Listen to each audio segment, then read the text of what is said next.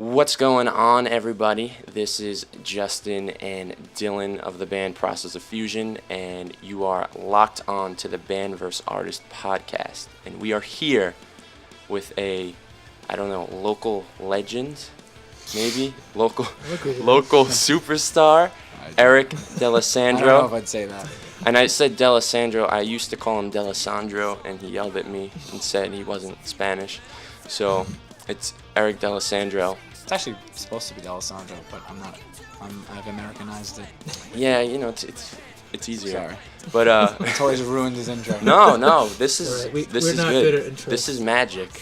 We're gonna go right into an interview for once instead of making believe that we do everything in order. But so Eric is here, and Eric is from Staten Island, and I'm gonna assume that a lot of our listeners, at least on Staten Island, know who he is. And I wouldn't be so sure. well, when you share it, maybe. We'll see. His mom will like this for sure. Until I start cursing. Am I allowed to curse? Is this? You know, I was gonna ask you, Do you keep Justin. I it feel like clean? we've never had a guy like nobody's ever dropped maybe more than one F-bomb. I'm not an animal. I We're can control myself. We're gonna hold you to a one F-bomb. I don't have to curse. Listen, if you're feeling I'm not emotional or passionate about something, Just don't worry. Just say it. I can. Absolutely. I can pretend like I have more than 5 words. we're on live radio feed today. Okay. This one's streaming strictly to NPR. Yeah. This is you can. You have to pay for this episode. This isn't a free one. This is YouTube Red. But Eric, what's up, man? How's it going? It's going good, man. I'm excited about what I've just been working on and released. To be honest, I spent a half a year of my life dedicated to this, man. It was a very serious thing to me. It started out as something just fun to do, and then it became, a very real thing. And I had basically I just thought of it as my own movie, even though it doesn't have a $40 million budget and it's not being distributed by Warner Brothers or Lionsgate. I still think it is. It's an hour and a half long. It's a movie and an album that is basically my real life, just exaggerated to be a little bit more interesting. And some points were exaggerated. Some of them were spot on. So that's basically everything in my life has been geared up towards this moment. With this and Nerve coming out, just been an exciting time. Well, I will say that you did have an opening drone shot and a closing drone shot. That's right. So that's and pretty. many in between. No? That's pretty. I had several in between. Several Several drone shots. My favorite That's part pretty cinematic. was trying to figure out where. Oh, cool, where you cool, were. yeah, See yeah. one landmark, like, oh, that's right. Oh, dude, totally. That's right by, If I thought of that too. I was like, if I wasn't me and someone on Staten Island did this, I would totally pause it and be like, all right, where the hell is this? You know what I mean? When I see something on the popular page on Instagram, if it's like a parking lot, I could say, okay, I can guarantee I know where this is, because I know every inch of Staten Island, like backwards and forwards. And I will say it took me a minute to catch on. Like I was like, oh, I wonder where he cut this shot out from to throw it at the beginning of his movie. And then I was like, wait, normal people can do this now. Yeah, man. With the drone. Well, you know what? I don't know how legal it was to get the Verrazano like that. That was actually, I was going to ask you. Yeah, that that was a also question one of I had the. ready in my head. Yeah, I was like, I want to ask about the bridge shot. You know, man, I don't know. I probably could have got arrested for that. It was on a very clear day. And usually when you have a drone, right, I was talking to this kid over the weekend, actually, upstate New York, and I was upstate, and he knows everything about drones, and he was way too smart to talk to, and I was just like, all right, I don't really understand what you're saying because you're too smart, but he knows, long story short, he knows the FAA regulations and all this shit, and all this stuff. It's fine. And I just, man. you can say shit on TBS now, so. We're adults. Anyway. This is my house. Yeah, right? This is my house. So, you're supposed to know all these rules and follow. No, my aircraft, quote unquote, I have a FAA license number on it. And you're not allowed to go higher than 400 feet and all this stuff. So when you fly in New York City or Staten Island, there's a lot of interference with cell phones and power lines. So you're supposed to go really far and high, but everything goes wrong. So that one particular day, I got 1,000 feet in the air. I flew over the bridge without any interference, and it was just fantastic. And I was like, oh my God, that's the shot I got. And it was like a week before I put it out. So Really? yeah, because I tried a couple of times and I didn't get what I needed. And then that specific day, I was just like, that was it, man. It was awesome. You would have had a really cool shot if someone tried to shoot it down. The You know, the government I've sends been in a terrified. plane. I've been terrified because I've seen videos online, like when I was looking into getting one, and hawks and like falcons have been known to like That's crazy. attach, and just destroy them, and there's nothing you can do. That would You have been know, great I mean, for the blooper reel, right? yeah, right. That would have sucked. Look, there's the bridge. Ah! I didn't have a big budget for this movie, but now I have to replace it. Yeah, right. Well, I just realized we missed something important. We don't even know what the name of your movie is. Oh gosh, yeah, it's called 5 Miles from the Spotlight, and 5 Miles from the Spotlight is a movie and it's an album that I made. I wanted something to sound like it was about me, but I wanted something that would also sound like it was Staten Island. So me being a has-been or once was not even like huge YouTube star because I never made it to the 1 million mark or anything like that. But you know, on Staten Island, people did see my videos, and I did have a fan base for a little while. So it's like being an internet star, you're 5 miles from the spotlight. I'm a little closer than normal people, but I'm still kind of far away from quote unquote the spotlight, which is like entertainment, you know, being a movie star or whatever. And Staten Island from St. George to Manhattan is 5 miles. That's the ferry takes a journey of 5 miles to get to the spotlight, which is Manhattan, of the spotlight, arguably the spotlight of the world. So it's kind of like intertwines both. Me and Staten Island are both 5 miles from the spotlight, and that's why I named it that.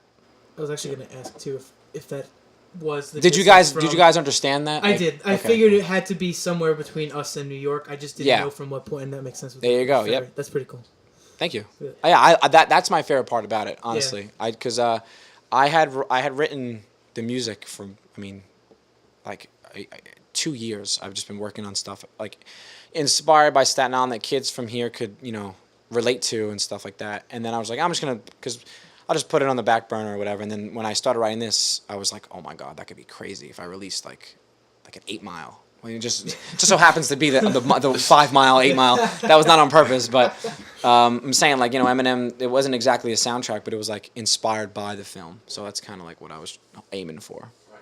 So the movie, it's a full-length movie for sure. Yep.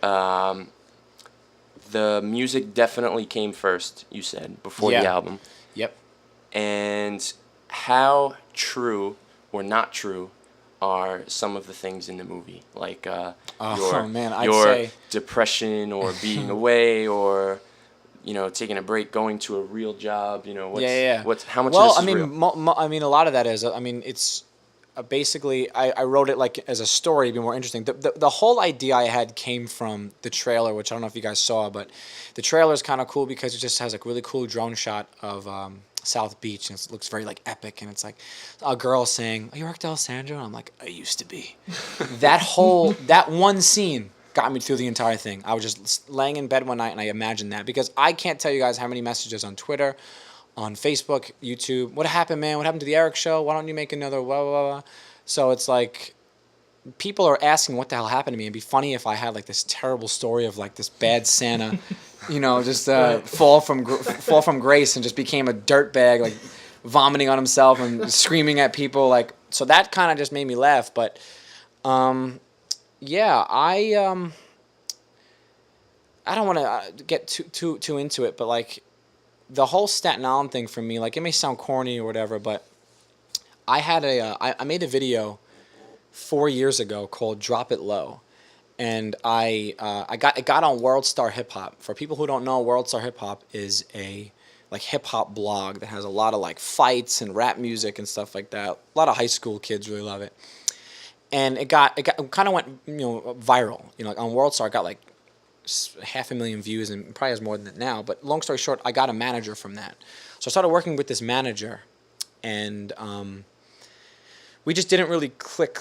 I started to go down this path with her, and she was incredibly legit. People that she represents are, you know, full-fledged actors you would know if I mentioned them. But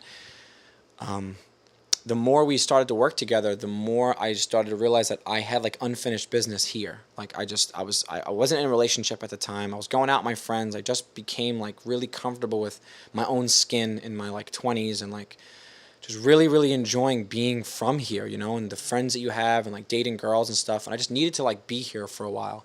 And then I met my girlfriend, and I started along this other journey and got with this new manager, and all this stuff just kind of culminated to be like this proud to be from here thing, which is a lot of it is basically like, so sorry to answer your question, most of it's real. Most of it is real. I just elaborate on some things. My mom never kicked me out. My friend never died. People always ask me, that's the one thing, I'm getting a lot of messages on Facebook, I'm so sorry about your friend. That never happened. That's just a part of it, because I know a lot of kids. Thank God. That's inspired by a lot of true events. Absolutely. On Staten Island. You have to, if you're gonna tell Staten Island story, that has to be a part of it.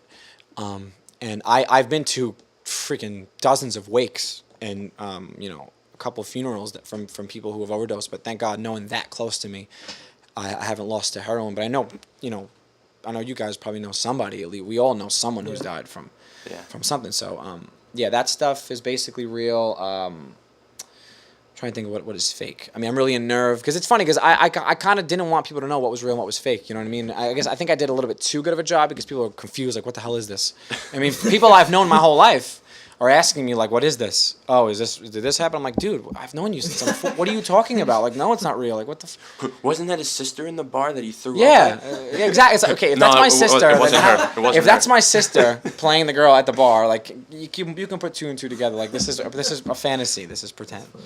So you really didn't try to order Planet Wings from the back of a van? Was that a real phone call?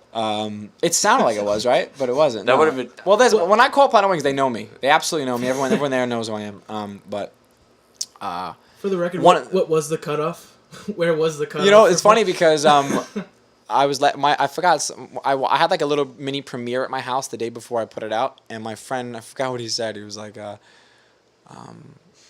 forgot what he said. Why didn't you just? I was like, why didn't I just drive?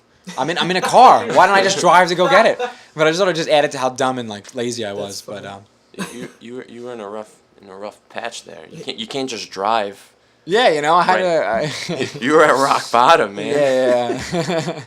Yeah, man. I just wanted to, because there's one of the funny things about Staten Island. I had to mention Planet Wings, and I had to mention like that you can't get it in the South Shore because my girlfriend lives in the South Shore, and I'm always like, I gotta go to like Eltingville if I want to get it or wherever. What neighborhood is that in? The Atrium. What neighborhood is that? I consider that Eltingville. Yeah. That's where I'm from. Yeah. There you go. That's another thing about Staten Island. I took a picture of like a bagel place on Armstrong and Amboy, and I was like, what neighborhood is this? And I got 4 different comments, 4 different neighborhoods. So no one really knows. I would have said that's Great Kills, no? In one of the people say Eltingville, Great Kills. I'm sorry. What are you saying? No, go ahead, finish. I don't know what it is. I don't. Atrium is probably Eltingville. Yeah. You're gonna get people will probably comment. I'm gonna say that's like on the border. Yeah, it's on the cusp. Depends who you ask. You did have a shot across from the Pleasant Plains train station, right? That bagel shop. Uh-huh. I was like, yo, I was just there. Yeah. Wow, he's really from Staten Island. This is crazy. Yeah, that's the thing, man. It's like I wanted to. I started to think, man, am I recording like too much on the South Shore? Because I've been spending a lot of time there since I've been with my girlfriend for almost 3 years now, and I'm not an Islander who's very like most Staten Islanders don't leave their neighborhood. They go to their supermarket in their neighborhood. They go to their gym in their neighborhood. They don't leave their neighborhood. And I've always been very into other places in Staten Island. So I wanted to show many different outlets. You know what I'm saying? I take the train in the movie. I pretended to, but I've never taken the train in my life. I took it when I was 24 just to say, hey, can we take the train? Like that, I've never actually needed to take it out of necessity. Yeah, that's pretty but like a lot of Staten Islanders do, so I had to show that aspect of it. Like we have to take the train. You know what I'm saying? You really are dedicated to the character. I'm dedicated, man. He's I had to dedicated. pretend like I was really. I'm really dedicated on playing myself. Playing. I mean, it is myself. still like a character. Right, you know? right. Larry David isn't the real Larry David in Curb Your Enthusiasm. Right. He's Bernie Sanders. He's Bernie Sanders. I very much enjoyed it because I love mockumentaries. Oh, totally, man. And I could totally I got that vibe from it. How I can know it's not 100% fake, and there's way more truth to it. But just how it's kind of embellished upon is just really clever. It's really smart. It's really it's funny, but like every scene I kind of like take a like when they're in transition shot, I'm thinking to myself like, what was what was the twist, right? Like what were we trying? What was the thing that was swapped but was really a part of your reality? And I think that's what made.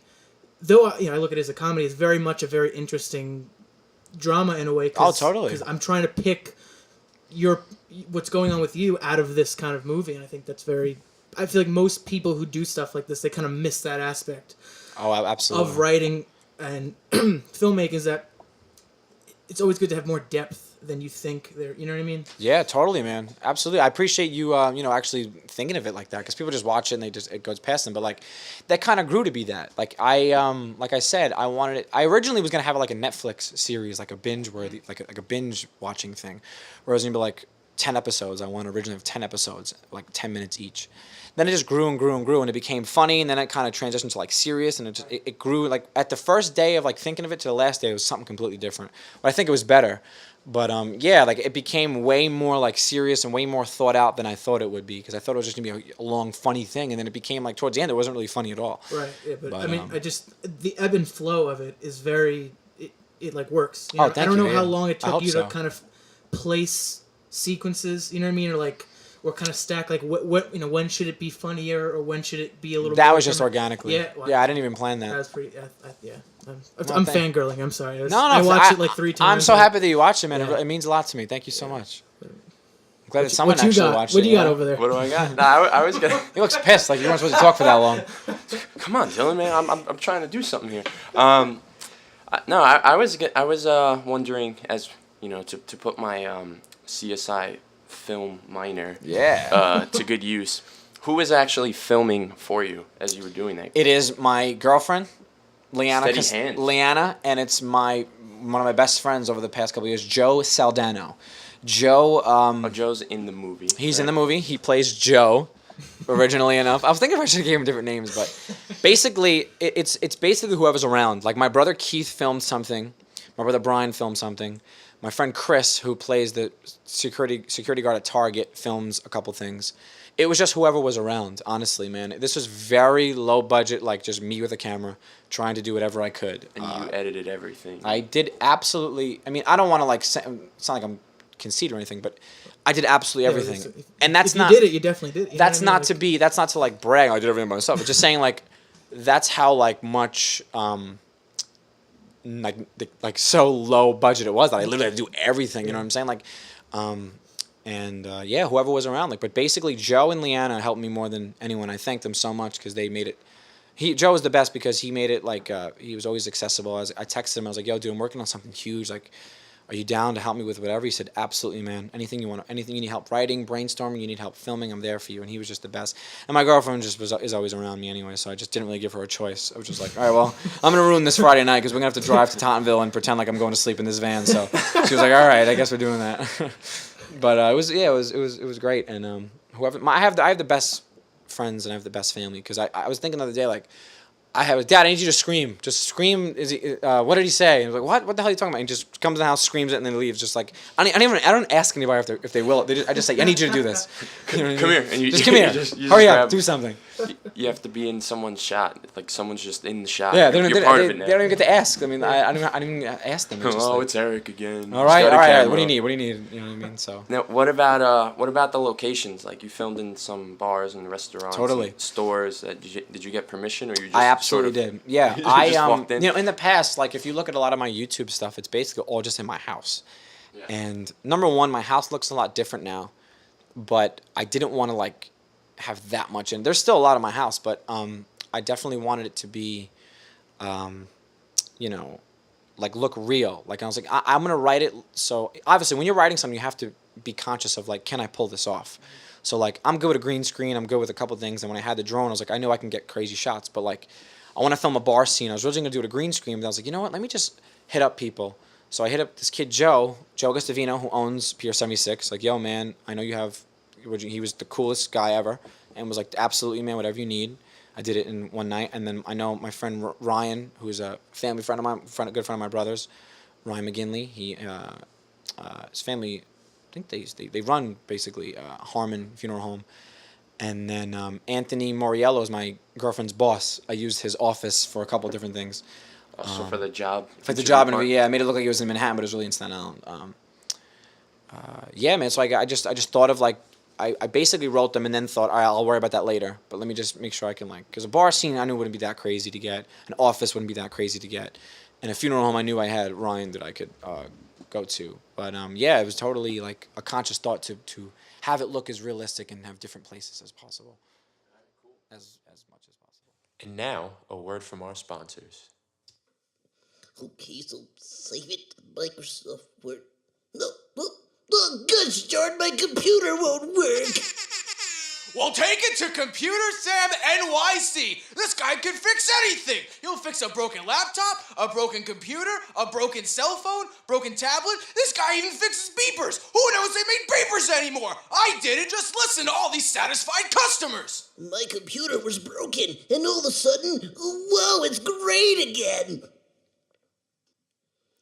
Mommy said the computer was broken, and then we called, what's his name? Sam, yeah, we called Sam, and now it's great again. Hi, this is Nicolas Cage. I wanted to tell everybody how great Computer Sam really is. My computer wasn't working, and now it is, so that's great.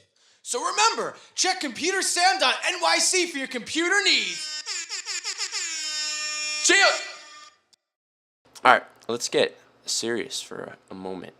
Let's talk about one of the big themes of the movie about sort of Staten Island being this town or this place of broken dreams or, place of you're either stuck here forever or you're just trying to get the heck out. Yep, totally.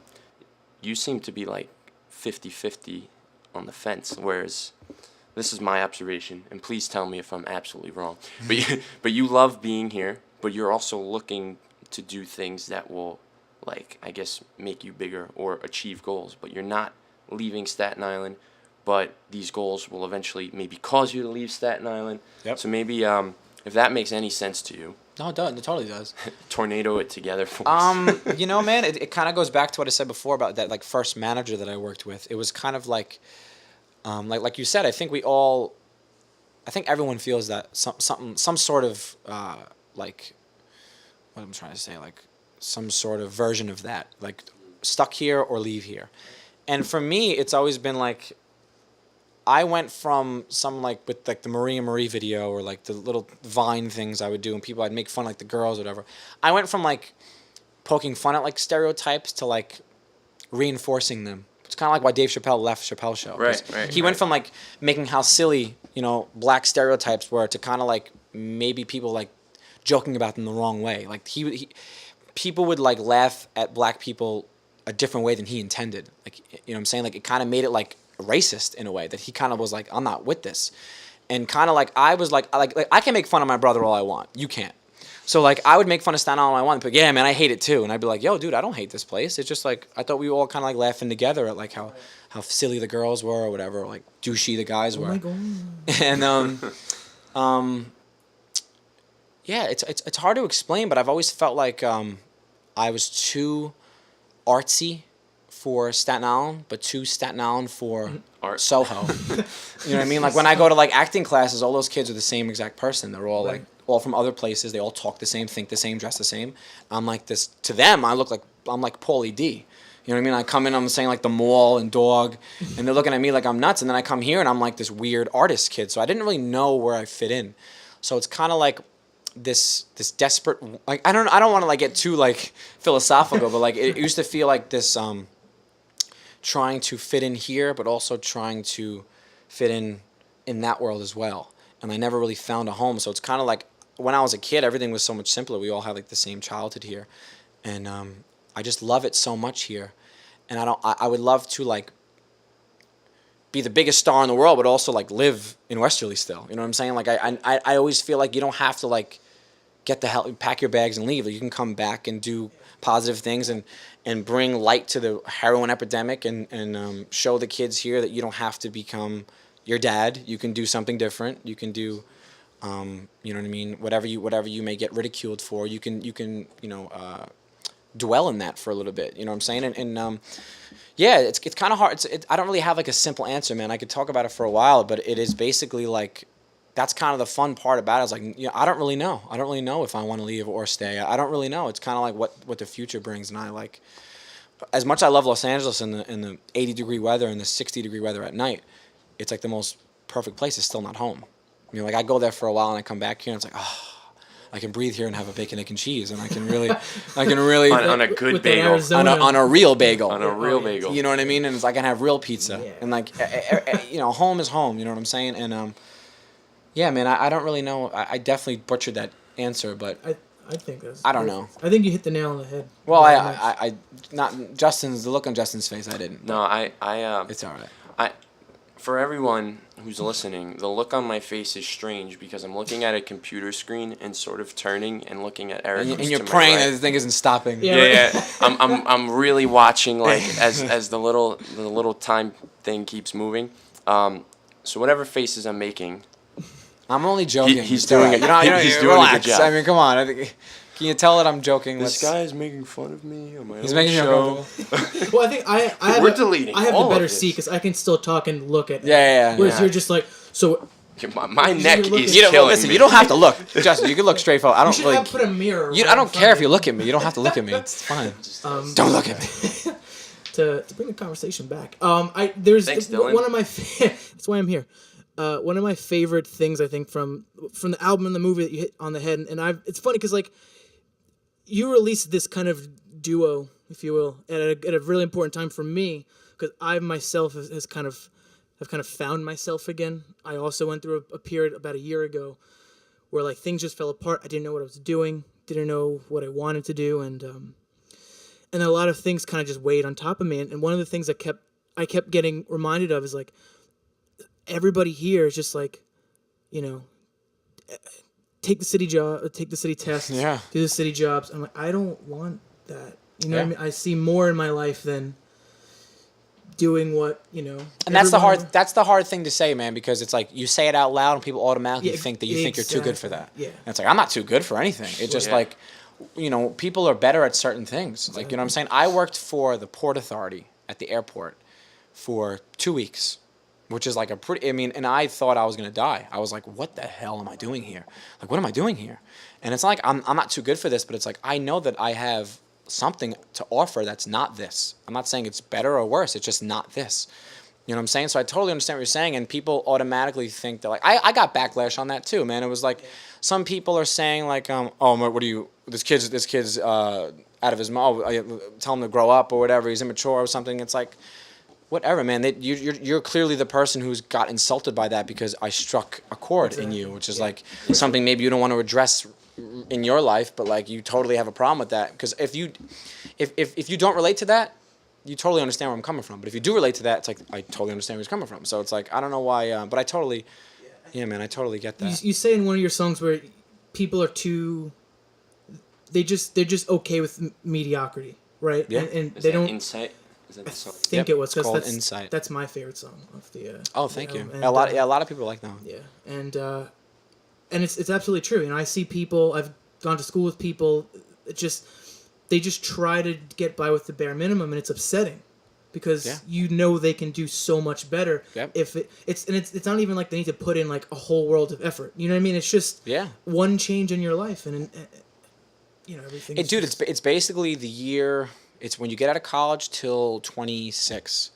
That's when people start to really make moves because I try to like articulate it as best as I could in 5 miles, but it's kind of hard because I don't want to be talking for 10 minutes, so people are gonna get bored of hearing. But like even the parts I do talk, it's like 5, and it's kind of long. But it's like most people take the first job they get because they think my mom had me when she was 25. I want to have a kid when I'm 25. Exactly. Yeah. My dad got married at this age. I want to be married when I'm this age. And it's like they just like, oh my god. So if I want to do that, I got to get a job now. I got to have to get my top pay in 5 years, which means I got to get on at this point. It's a lot of pressure. And then all of a sudden you're 35, and it's like, what the hell happened? Yeah. Because you had this timeline in your mind that was made up. That's not going to mean anything in 10 years, and you're going to look back and think, man, I should have done what I really wanted to do. You know what I'm saying? So. Yeah, for sure. Yeah, I've been there. I graduated college. I got a nice job not that it was that great, but Excuse I got a job. us. No, listen. I got a nice job. No. Not one of these. I'm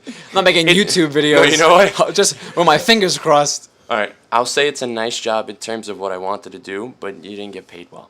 So I got a job. It was in Manhattan. Money isn't everything. I would take my ferry and commute every single day and sit in an office and be like, oh, cool, I get to, write stories and interview people. And then what happened? we got laid off, and then it's like your whole world is just like, what happened? So what I did was, instead of working for a person, I took whatever skills I learned at that job and whatever, and I said, you know what, let's do this myself. Let's make something happen. And now we're sitting in a room where I conduct my business, as a freelancer. And I think a lot of times, to what you're saying, is sometimes people are afraid to maybe fail just a little bit. Absolutely. Or take that gamble where it's like, I can try to create my own thing, but, then I'm not going to, make money, or I'm going to struggle, or I'm going to, it's not going to work out. But sometimes you just really have to go on a limb and give it a shot. And so far, for me, I mean, it's worked out pretty well. It's, being a freelancer, and I'm sure you've done freelance projects and stuff. Are you kidding me? It's not stable. It's not like, course I'm not. going to get my paycheck every 2 weeks.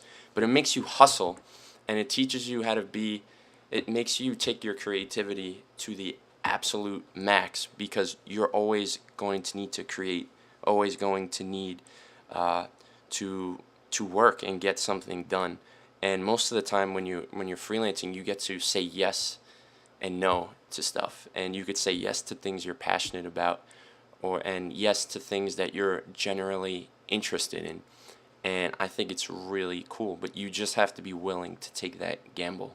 Yeah, man. And I feel like here especially, people comparing lives is more profound than in any other place. Like, I mean, I guess I shouldn't say that because I never lived anywhere else, and I don't know if profound was the correct word to use, but people really, really make it a competition here. Yeah, like really being cool on Staten Island is more important than anything on the planet to these kids growing up. It's like, I'm serious, man. It's really important to them. And if you don't have your stuff together by 25, if you're not engaged when everybody else is, then like you're quote unquote a failure or a loser, because this kid took the first job he got, and this girl was a teacher, and she did what they just took the route, and they want to have the picket fence, and they want to just do what their parents did. And it's like, if you don't do that, you're a weirdo or outcast or something. It may take you a little longer to achieve or see something you're trying to do through, but fear is a good motivator. I mean, you know what I mean? Like, absolutely. And nothing motivates you than losing a job and saying, "Oh crap, I have." Yeah, you have bills. to make it work. Yeah. You got to figure it out. Yeah, totally. I think one of my favorite. It's where I think it's right in the beginning of the movie when you're interviewing the people. Yeah. This one girl, she hits the nail on the head perfectly. She's just like, goes down her block. She's like, cop, fireman, oh my God, love teacher. I'm like, oh, that is exactly like what I do. It's fantastic. It's crazy, man. And it's good to know that like other people acknowledge that. You know Absolutely. what I mean? It's not just blinders, and whether which is very important to me. Why I wanted to have that aspect of Right. it, because it's like you're not the only one who thinks this way. Exactly. If you do think this way, you don't have to think this way, but if you do, you're not alone. Right. You know what I mean? Yeah. This there's just a really interesting contrast on this island of people that are very much like what we've been talking about, and then people like yourself who see more to people, the world where you live, and I think there's not enough on specifically in Staten Island, but it's rough because it's such a small place but densely populated, and you can't help step on people's toes and see what they're doing and be like, well, Dude. I want that. And Yeah. It's the most fascinating place. If you really think about it, like I agree. it's crazy, because after Hurricane Sandy, this guy Lawrence O'Donnell had this special on CNBC. I think it was CNBC, but it's called Last Word with Lawrence O'Donnell. That might not be the exact title of it. Anyway, he gives us these crazy facts about Staten Island. Basically, there's more people here than there is in Atlanta. There's more people here than there is in New Orleans. There's more. It's bigger.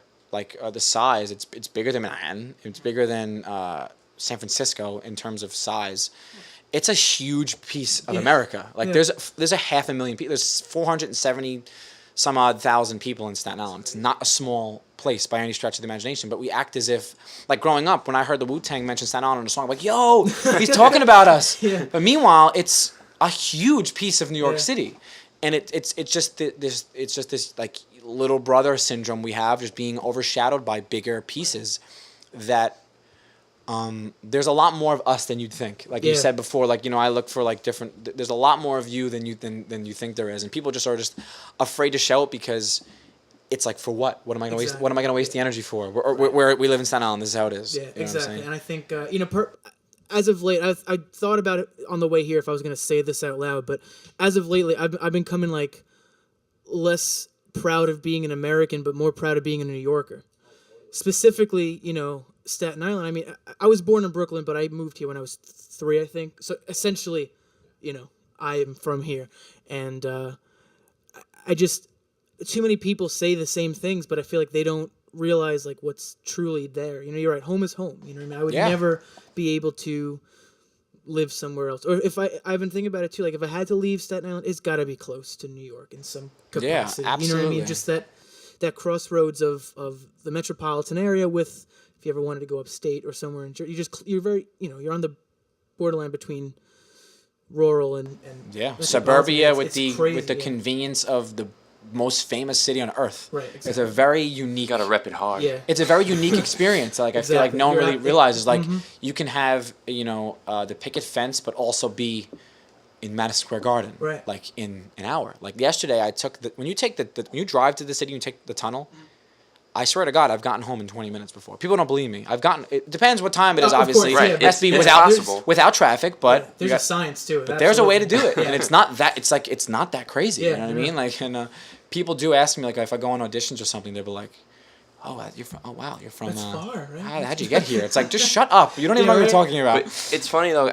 People that are from Manhattan though, usually, or at least at like a job where you have a mixture of people that really aren't from New York City necessarily, they think Staten Island's like this far away place. So I remember using Staten Island as an excuse, like at my old job, like when it snowed, or I was late, and I was like, preaching to the choir. It's like I had to take it. Well, taking a train from Princess Bay to the ferry is very far. But Absolutely. I'm saying, it's like, I had to get on this train, then I had to get on a boat, and they're like, and it's totally all right. You stay home today, or whatever. Oh, they get it when you use it like that. Staten Island's like, what is that? Don't even come in. It's like West Virginia. The Virginia that nobody knows about. It's like that other side of New York. Oh man, that. What's it like over there? Oh, it's terrible, man. There's trees. We're 3 hours behind right now. There's trees there. I mean, it's disgusting. Yeah. Nature, squirrels. Ew. The Band vs. Artist podcast is brought to you by the Kings of A&R website, a place where musicians and artists alike can go to find out the tastemakers of the industry. Learn something new at Kings of A&R. All right, so this is the Band vs. Artist podcast, and again, we are here with Eric D'Alessandro. I think you should address the fact that the sound might have improved because you shut the door. Oh, that's right. Yeah. Well, yeah. Why'd it get quieter? You should say. I did just realize this is why it got quiet. Yeah, it's a little quieter because continuity issues, guys. My wife is going to be getting home soon, and she probably is going to make a lot of noise and jangling keys. Don't I know it? Yeah. I don't have a wife, but my mom likes to bang pots. All right, it's my mom. Do you think moms have like a scheduled banging pot time? It's just like, what are you throwing? Do it, pot's good. I'm like, dude, if you only knew, man. If you only knew the crap I've been trying to get done, and I would just be like, what are they doing up there? I guess that's a good segue into recording your music. You record music. I do. You rap, you sing, you play the piano, you play the guitar. Where is this love for music come in? Where does it fall along the line of acting, making movies, singing, rapping? What's the order? Why do you do it?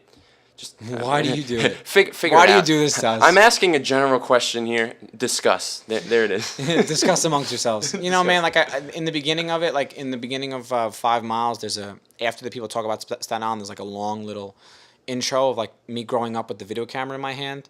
It's all real footage of me and how I got like into videos at a very young age. And like it was never about a specific thing. Like I always, man, I loved rap from when I was a baby. I mean, I loved rock. I've loved so many different things. And music and videos, it was all just one huge dream. I never really like separated them.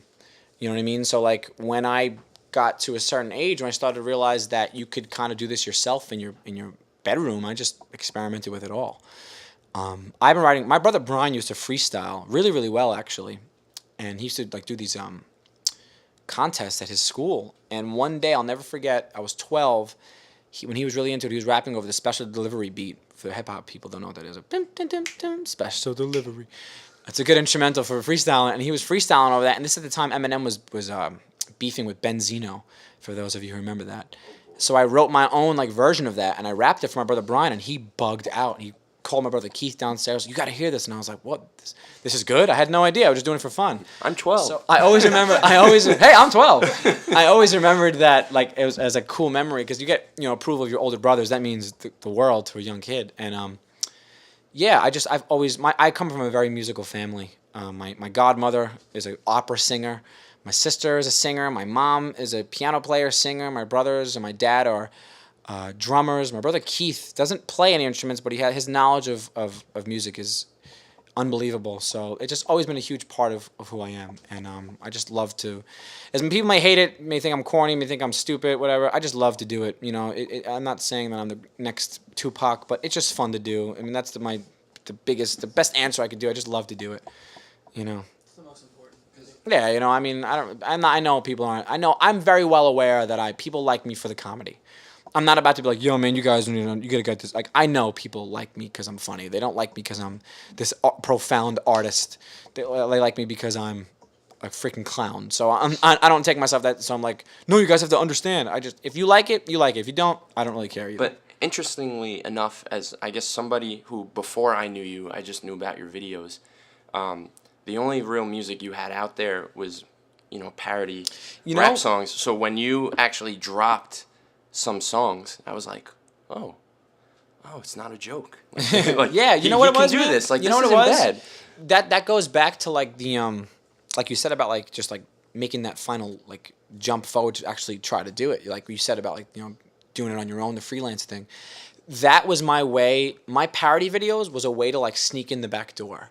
To be like, in case people hated it, just a joke. It's just, and then people loved it. Oh yeah, no, I rap. You know what I'm saying? This one was serious. It was kind of like I didn't want to be that vulnerable at the time because I was still like young and it was like a newer thing, and I was like, oh no, in case people really hated it, I could always have that excuse if it's just a joke. What are you taking it seriously for? But then when I had like I went through a breakup and I grew up and started dating these new girls, and it was like this whole other world I was experiencing, and I had like stuff to say that I just stopped caring if people cared. If it was like whatever, they could hate on it, whatever, say I was corny, call me a wannabe Eminem, whatever they wanted to say. I just stopped caring at a certain point. But like in the beginning, like they were basically like joke songs because it was kind of a way to keep people's attention who liked me as a funny guy, but also maybe turn them away from, hey, check out this part of me if you like that. You know what I'm saying? So everything that's been like my most viral videos are all centered around music in some way or form. Even if it's like a joke or impressions or anything, it has to do with music. Like I did a fancy remix of like mentioning Staten Island Girls, and that people loved that. And then, like I said, the Drop It Low thing before, that was technically music. Even though I was doing impressions and stuff, it was funny. I still flowed on the song. I still wrote lyrics. So, Yeah, and now you have this new album, which is the same name as the movie. Yep. When was your last record? 3 years ago? 4 years ago? Still Not Heartless I released when I was 21. That was 5 years ago. It was 5 years ago this November. So, but I've released a lot of music since then. That was just the first full tried to like dabble into like an actual like mixtape album, whatever you want to call it.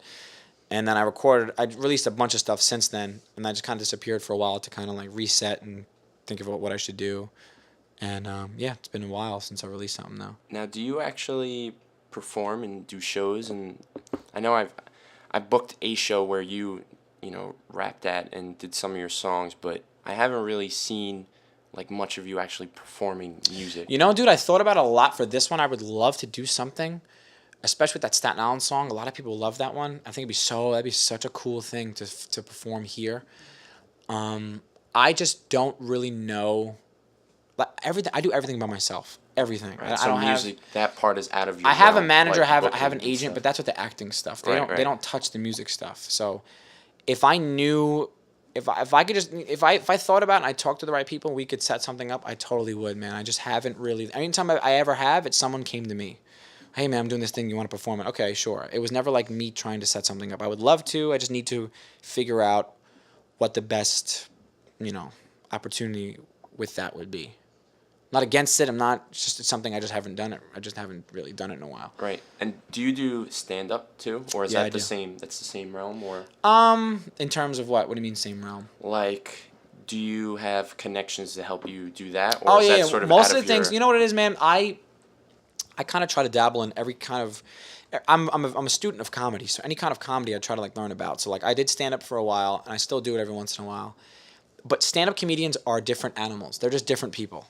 Their goal is to be a stand up comedian, and to headline Madison Square Garden. Movies and TV shows are cool, but their main focus and what they eat, sleep, and breathe is stand up comedy. I am not that. So when I do stand-up comedy, it's kind of just like this, maybe to something from my portfolio or something. Just like, yeah, no, I can do it. If I have to do 10 minutes somewhere, I can, and whatever. So it's kind of something I do. Every time I do it, it's an open mic. I've done a couple of shows where I was actually featured on, but that's here and there. It's not something I like really get that much into because, like I said, that's just an aspect of something I like. It's not what I actually like strive for because I'm just not that good. I'm just not a born comedian. They're just different breeds of people. They're born comedians, like you'll know if you talk to some of them. They just think differently. They're just comedians all the time. All they think of is everything around them becomes a subject of the absolutely. material. Now, I remember you had texted me a while back and you were asking about recording and looking for a place to record. So where did you ultimately make this album? This was recorded at a place called Lighthouse Studio. It's owned and operated by a man named Ed Reed. Ed Reed is a Grammy-winning engineer. No joke. He won a Grammy in 2008. I know him because he is my very close family member. Very long time. My parents really, really good friends. Their son. His name is Phil. I've known him my whole entire life. He tells everyone we're cousins. We're not actually cousins, but it's fine. His future father-in-law. That's his place. So I hit him up. I was like, "Yo, man, he has a studio, right?" So that's basically what happened. Yeah, I mean, I looked up ways to do it at home. I couldn't do it, man. You need a real studio. You need someone who knows what they're doing, and I think he made it sound awesome. Right, and that was recorded a couple of months ago. That was I got the final master CD this Saturday before I released it. So this was so everything came together at once. Very, very, very beautifully. Yeah, I got lucky with the timeline. I timed it pretty much like how I wanted it because I wanted this to come out. I want to have some time for people to kind of digest it, and then I have the Nerve premiere Tuesday. The Nerve comes out, and I kind of wanted people to like know that I was in that before it came out. You know what I'm saying? So. Okay, so you mentioned the movie Nerve. What is Nerve? Who's in it? When's it coming out? What do you do in it? Nerve Discuss again. Nerve is a movie starring Dave Franco and Emma Roberts. It comes out July 27th. Kind of a fun story. I got a call from my agent who told me about this thing. I auditioned for something and he was like, "Hey, they didn't think you were perfect for this part, but they liked you, so they're going to keep you for something else." It's this thing on VH1, this like minis made for TV movie. I was like, "Okay, all right, whatever." And then he calls me back like 2 hours later saying, "Yeah, I have the completely wrong information. This is a movie with Dave Franco and Emma Roberts. It's by Lionsgate. It's going to be distributed in theaters everywhere." I was like, "What?" I was like, no, thanks. I was like, I didn't audition for that. And he was like, "No, someone here at the agency sent the directors some of your videos, and they liked you so much that they wrote a part for you in this." And I was like, "What?" And my first scene was filmed in New Dorp High School, actually. It's filmed on the football field of New Dorp. V, is her name V? I think her name is, yeah. Emma Roberts' character's name is V, and in the movie she plays a girl. She actually goes to school here. She's like supposed to be from Staten Island. And I think they liked that because I'm really from here. I'm an authentic Staten Islander, and I had like a little bit of a following. They liked my videos, thought it was funny. They thought to put me in it. So my character's name is Hype Boy with an I. Boy. It's actually not like Mailman 2. It's actually like my name is Hype Boy, not just the Hype Boy. My name is Hype Boy. Is that German? So I basically I got the script and it was basically my only line was to be like, "Oh, this is the Vanderbilt Cougars," and I like introduced them, I introduced the football team. So the day of shooting was going very well, and the directors came up to me and said, "Are you free for the next week? Because we have this party scene in Manhattan over the next couple of days." And I was like, yeah. So like what was supposed to be like one line turned into like 3 different scenes I'm in, which is very exciting.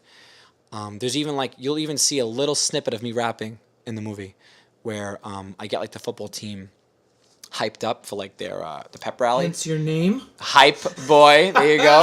Yeah. Stellar writing. So I wrote a little something, and it's kind of in the background. A lot of my lines would be like off camera and stuff. But this is my first role in a real movie. It's still fantastic. It's still cool. It's not the biggest part, but it's still very cool. I get to go to the premiere, which is very exciting. Is that in LA or is that? It's in New York. Oh, New York. It's in New York. The whole thing is very, very much in New Yeah. York. They're very New York guys. These are the guys who directed it are.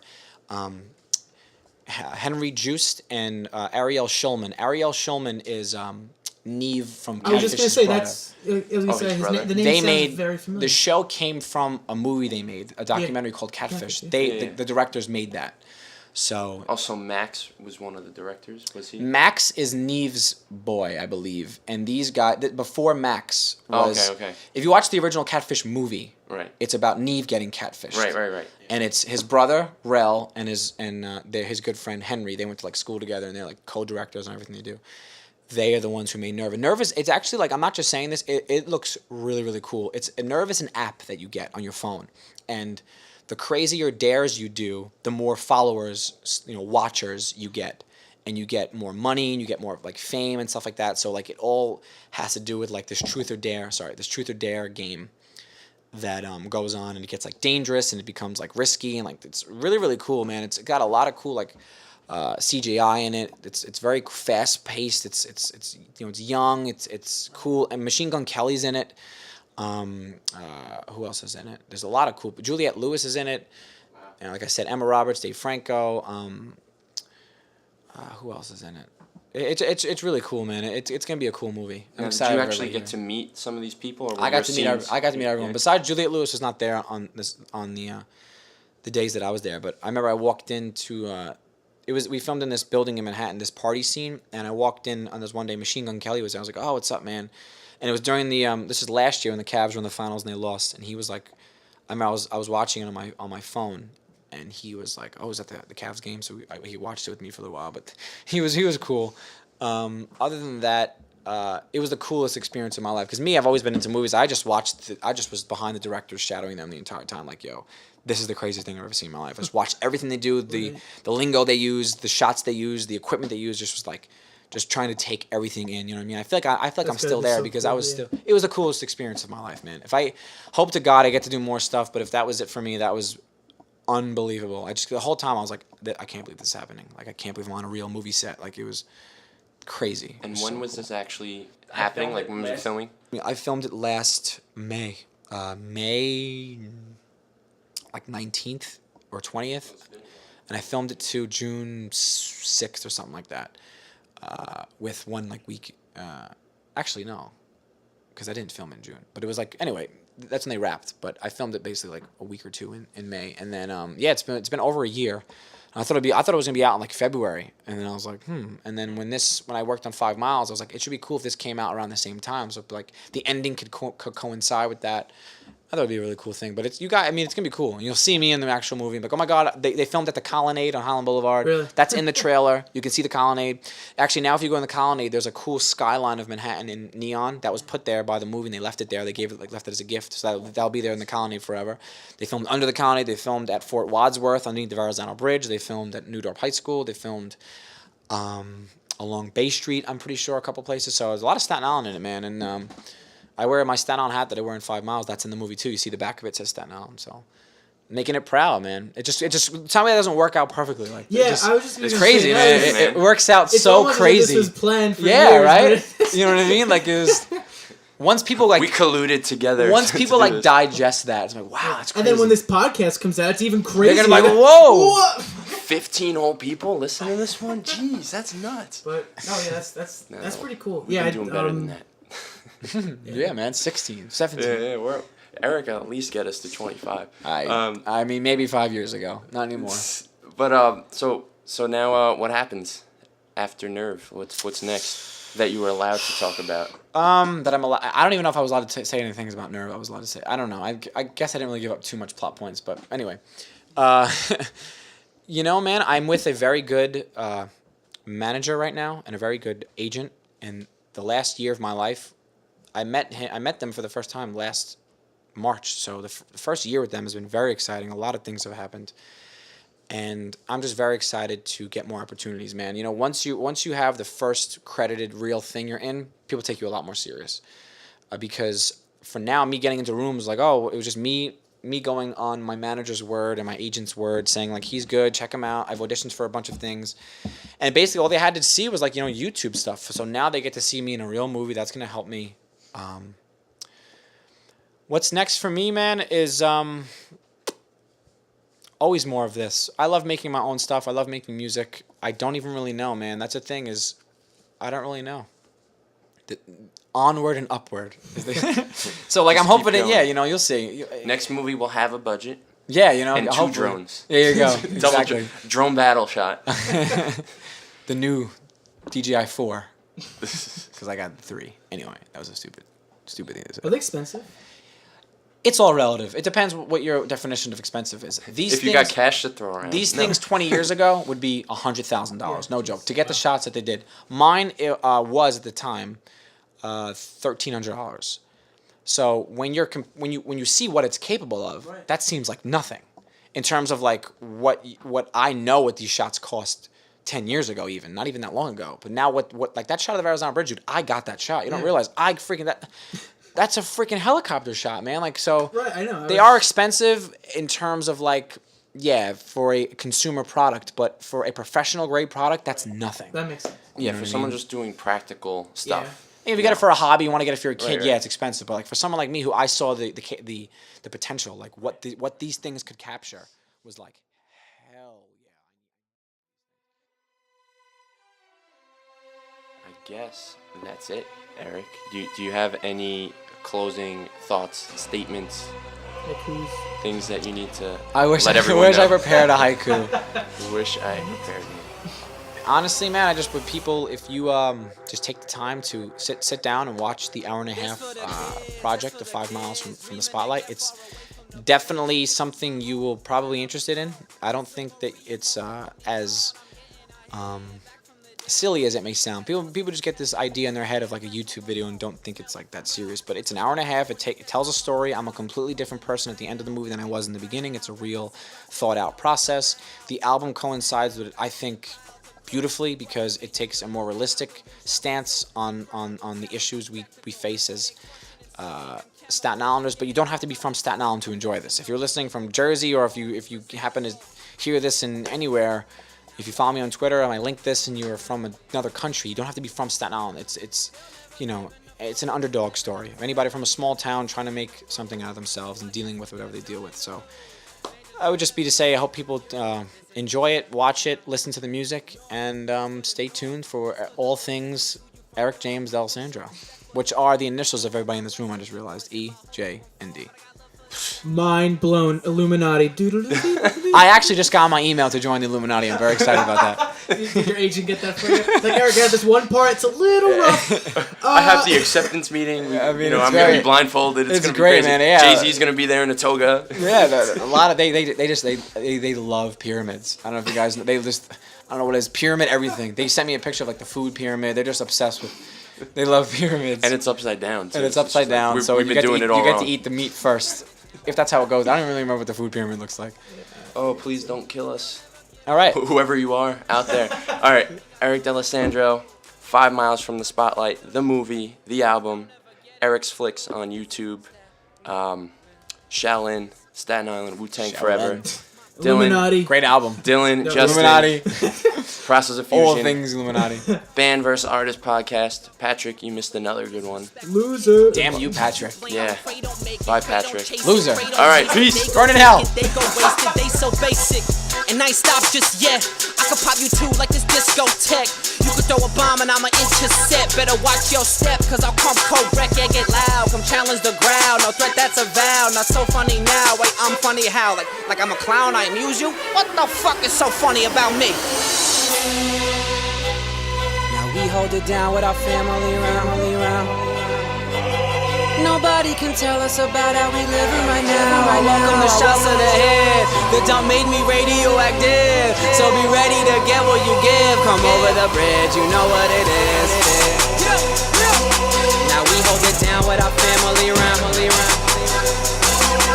Still never giving a fuck, we just reppin' our town. Yeah, we got something to prove, so I guess we got nothing to lose. Man, just don't ever get it confused. This is Staten Island. Yeah, this that Richmond County shit. That bacon, egg, and cheese, Arizona can shit. That keg in the woods type shit. Dropping in and out of CSI type shit. You know what I'm saying? Oh, I'm pleading the fifth on this one. From the 301 to the 307 and everyone in between. Whether you go to the Atrium or Stadium 16, from the ferry down to the conference house. This is Staten Island.